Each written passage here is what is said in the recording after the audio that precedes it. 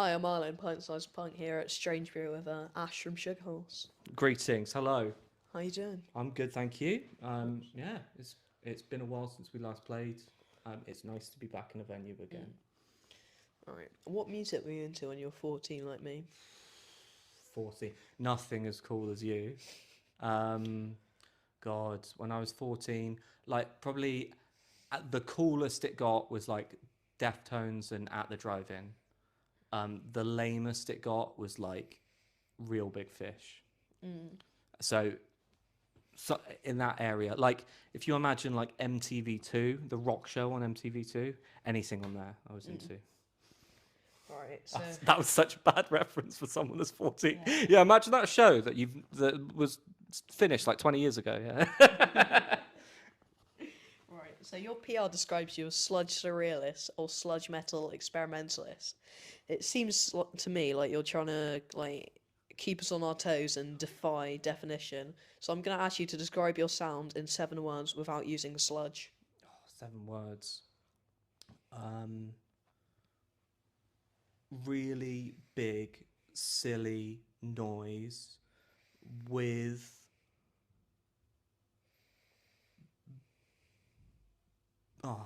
with a bit. That's 1 word.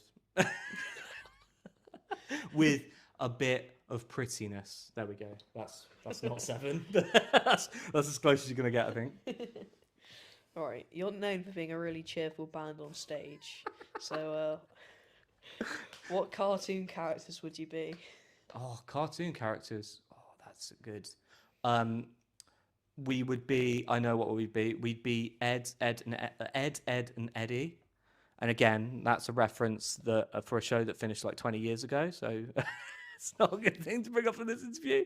I would be Ed, the stupid one. Chris would be Double D, the clever one. Sav would be Eddie, the cool one, and then Jake would be Johnny 2x4.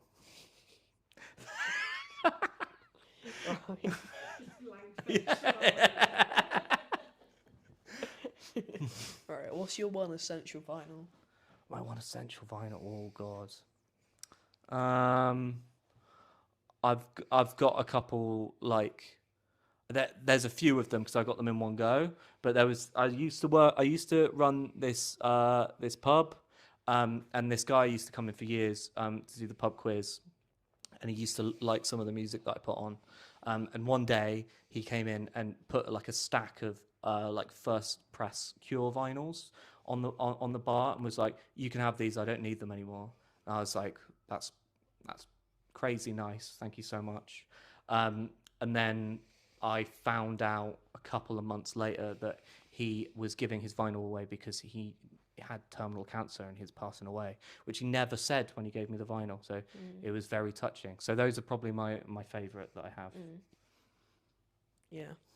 Alright, so what are the best 3 seconds of the new album? That's 3 seconds. I couldn't add in like best 20 minutes. That's a good one. Half an hour drone. I like the bits in Office Job Simulator where me and Jake are both playing just random notes. Any of those 3 seconds, they're fine. Right. So the lyrics are more coherent and direct than on some of your earlier stuff. And yeah, I understand it was influenced by your dad passing away. So what lyric are you proudest of? Oh, there's a song that we're playing for the first time tonight, live, called Corpsing. That whole song is probably my favourite lyrically, and it's a melodic song. I like melodic stuff. Screamy stuff is also good, but I like melodic stuff more because I'm a big sad boy. So that's my favourite. Pick any lyric in there. History be kind. I'll go for that. Alright, if you could sneak back into the studio and change one thing about the album, what would it be? The other musicians on it. Speak of the devil. I take that guy out, is what I do. Yeah, that's my thing. Alright. So we got to talk about the 20-minute drone bit in the last song. Oh yeah. So social media, people calling it everything from brave to stupid. Yeah.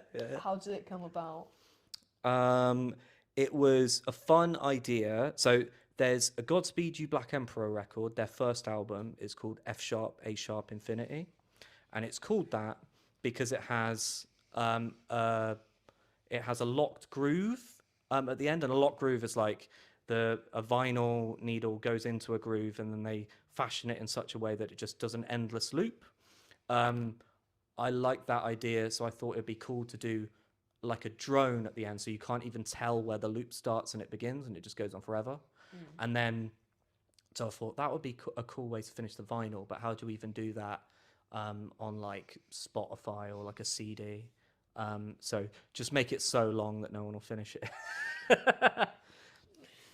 All right. So where do you reckon it ranks in brave to stupid?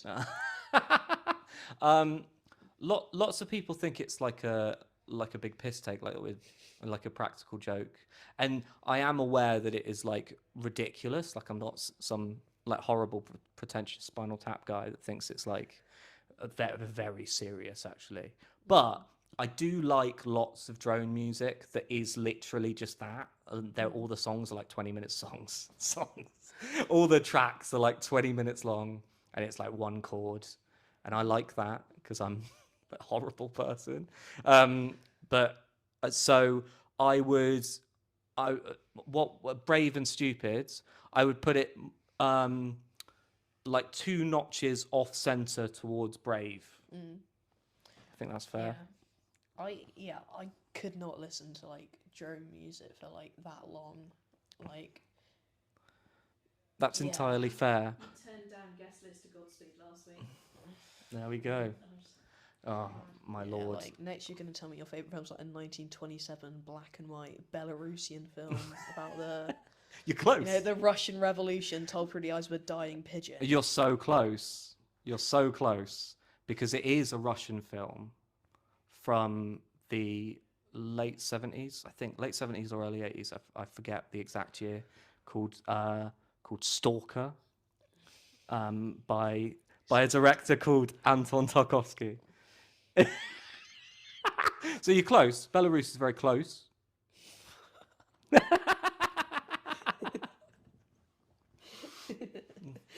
Right. This is where Arlo is just losing all interest in the horrible all things the I'm talking references about. are from about 30 years for us. To be fair, I wasn't born in the late 70s. I may be old, but I'm not that old. Right. What's the best thing about Bristol? What's the best thing about Bristol? I live in a part of Bristol called Knoll West. I'm not originally from there, but moved there, oh God, like 5 or 6 years ago maybe, and have lived in a couple houses around Knoll West, and it's probably, although it hasn't received like very good funding from the government or the council, and it's been kind of neglected for years, I think it has the best community spirit of anywhere that I've ever lived, and I really like the community spirit, and there's a collectivism to Knoll West, and I think that applies to most of Bristol as well, and I enjoy the collectivism of it. Yeah. Right. Marmite, yes or no? Yes.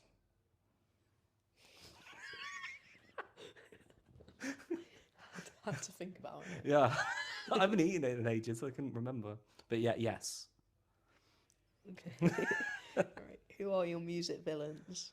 Music villains. Oh, there's a lot. I really, really dislike the band Muse. I think they're awful.